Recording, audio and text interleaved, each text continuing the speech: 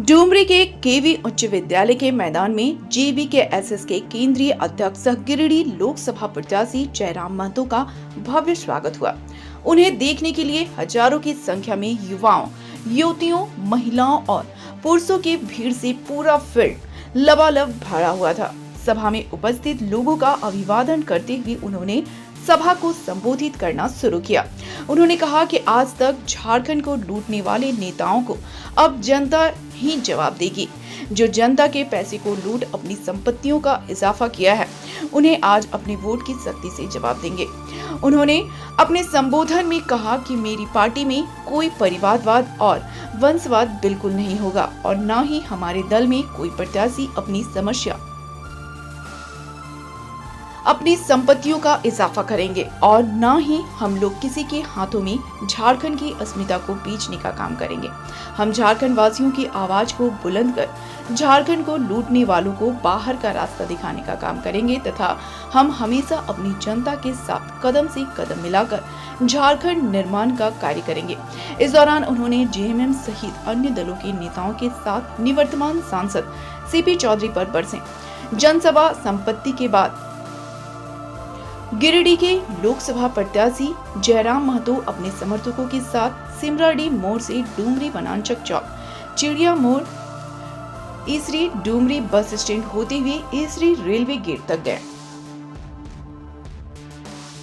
तो हम तो कहीं गांव में जाते अवाक हो जाते हैं। इस गांव में हम कभी आए नहीं, यहाँ मेरा पोस्टर कैसे लगा है। जनता की भावना है। शायद झारखंड के इतिहास में पहली बार इतना लाड, इतना दुलार किसी बेटे को मिल रहा है। हमको कोई आइडिया नहीं, मेरा प्रचार गाड़ी कहाँ है, मेरा कुछ आइडिया नहीं। प्रखंड कमेटी जानती है।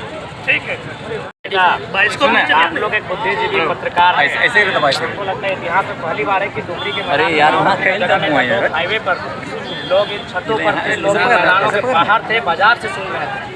तो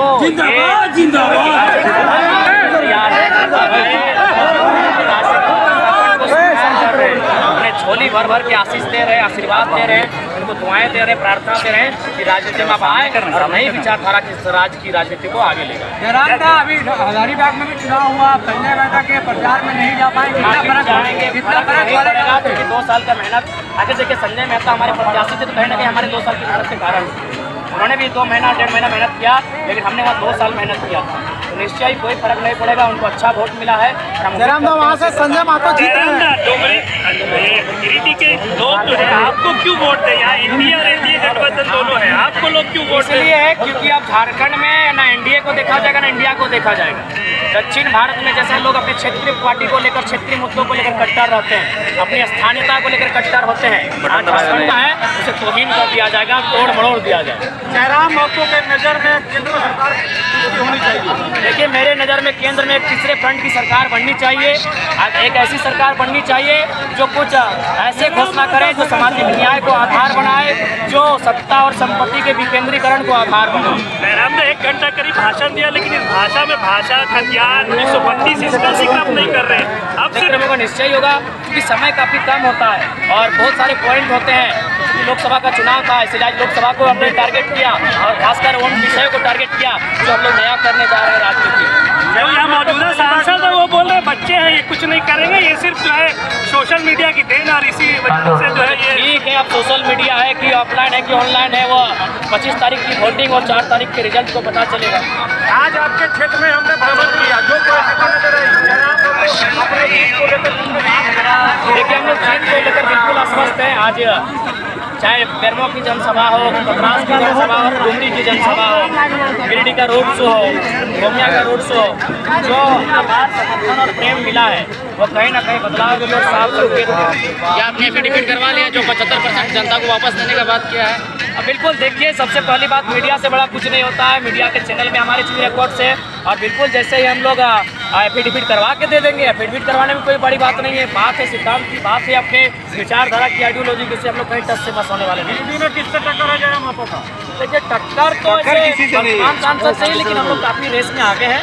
हाँ, वे दोनों इंतजार कर रहे हैं अंतिम रात की, जो काली होती है, घनी होती है, अंधेरी होती है, लेकिन अब वो रात नहीं आएगी, एक नया सवेरा है।